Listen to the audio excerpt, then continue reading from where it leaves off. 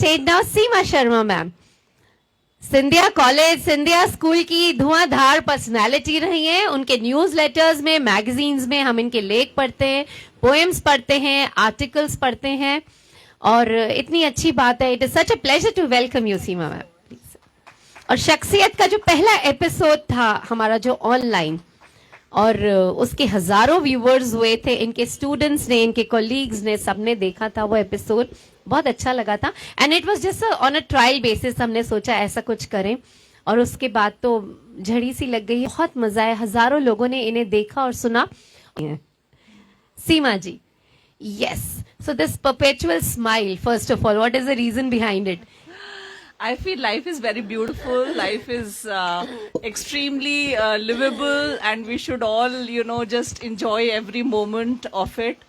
And I mean, I feel, and if you after retirement, life has become all the more beautiful for me. कितनी प्यारी बात है. इस बात के लिए बहुत सारी तालियां बनती हैं, क्योंकि इंडिया में अक्सर हम कहते हैं 50, 55, 60, मतलब अब गॉन केस हो गया बेचारा बंदा. और वो अगर कुछ करना भी चाहते हैं वो इंसान, तो भी सब लोग कहते हैं अब आप रेस्ट करिए. नहीं, ध्यान रखिए अपना. आप बुरा वर्ड बुजुर्ग ऐसे बना देते हैं. But listening to her, spending time with her, जब भी हम ये करते हैं तो हमें इतना अच्छा लगता है. और जब ये बोलती हैं रिटायर्ड लाइफ बहुत अच्छी और बहुत खूबसूरत से, और ये अपने गार्डन को, इतना टेरेस गार्डन है इनका बहुत खूबसूरत सा, पौधों से बात करती हैं, फूलों से बात करती हैं ये. और इनका एक सिद्ध कॉटेज है, बहुत प्यारा सा. इन्होंने होम स्टे बनाया हुआ है जहाँ पे ऑल ओवर द वर्ल्ड से लोग आके ठहरते हैं और इनके लाइफ लॉन्ग फ्रेंड्स बन के जाते हैं. Let's hear it from Seema ma'am. Yes. पहले तो मैं ये कहना चाहूंगी कि मुझे नहीं पता था मैं लिख पाऊंगी कभी, या कभी ऐसे स्कूल में पढ़ाती थी तो कुछ लिख दिया, रिपोर्ट लिख दी, कोई इवेंट हुआ उसके बारे में लिख दिया. बट आफ्टर रिटायरमेंट मैं कुछ कैसे मेरे अंदर आया. हालांकि मेरे पिताजी जरूर लिखा करते थे, वो सिंधिया स्कूल में शिक्षक थे, तो इस कारण उनकी बेटी होने के नाते मुझे एक ऑल बॉयज स्कूल में पढ़ने का मौका मिला. तो वो लिखते थे, लेकिन मुझे नहीं पता था कि लिखना जीन्स में भी आ सकता है. I don't know, but slowly I started writing, expressing my self. And मैं लिखती हूँ या मुझे लिखना आता है, ये मैं नहीं कह पाऊंगी. पोएम में भी मुझे नहीं पता क्या इसके रूल्स एंड रेगुलेशंस हैं, but I just express my self. तो मैंने एक लिखी थी, कई कविताएं लिख दी, अब तो लेख भी कई सारे लिख लिए, लेकिन ये मैंने लिखी थी अपनी माँ के लिए, और इसका टाइटल है धनिये के पीले पत्ते.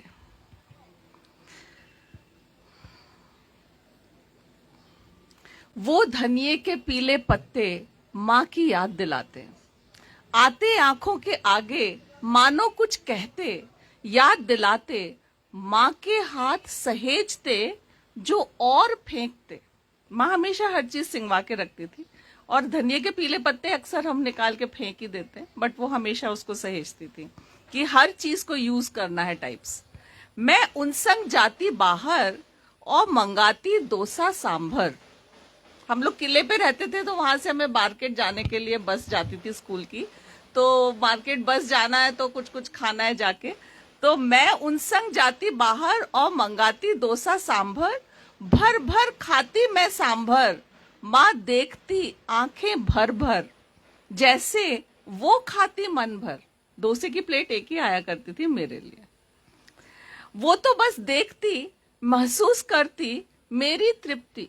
मेरे चेहरे पे जो तृप्ति के भाव थे, वो बस उसे देखा करती थी. ना मैं कुछ सोचती, माँ क्यों ना खाती, मैं समझ ही नहीं पाती क्यों नहीं खाती है वो. फिर मैं कहती बस बस और नहीं, वो कहती सांभर की सब्जी क्यों नहीं. अक्सर हम बच्चे सब्जी छोड़ देते हैं. ना मन नहीं, चलो ना माँ अब नहीं. लेकिन वो कहती नहीं रुको अभी. मेरी कटोरी लेती, बची सब्जी खाती, मैं ना कुछ समझ पाती, पर आज समझ पाती वो क्यों ना खाती. क्यों मन की ना करती, क्यों हम में ही जीती. मेरी खुशी से ही वो तृप्त होती, मुस्कुराहट में मेरी वो मुस्कुराती, हंसी में मेरी वो हंसती, बची खुची वो खाती, मुझे पूरा खिलाती. आज जब मैं धनिये की सहेजती पीली पत्ती, याद आती माँ की, ना फेंक पाती धनिये की पीली पत्ती, उसे धोती संवारती और सोचती, क्या माँ खुश होती।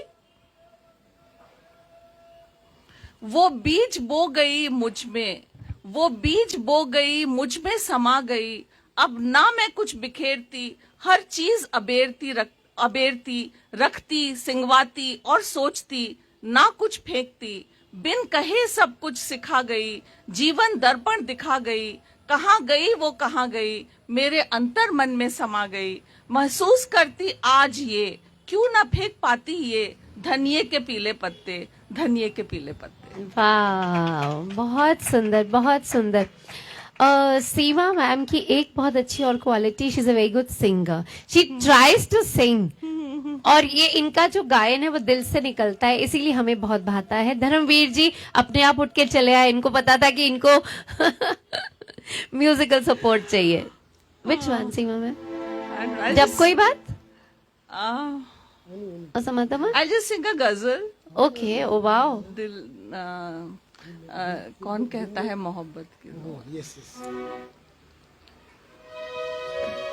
कौन कहता है मोहब्बत की जुबान होती है, कौन कहता है मोहब्बत की जुबान होती है, ये हकीकत तो निगाहों से बयां होती है, कौन कहता है मोहब्बत की जुबान होती है, वो ना आए तो सताती है खलिश सी दिल को, वो ना आए तो सताती है खलिश सी दिल को, वो जो आए तो खलिश और जमा होती है,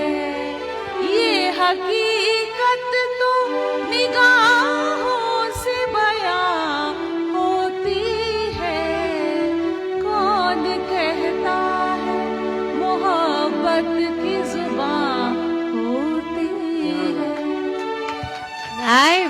my this is one more big quality. मतलब so पहले कविता नहीं, पहले लेख, फिर कविताएं, फिर गीत, अब गजल। This is awesome and we are so proud to have you here.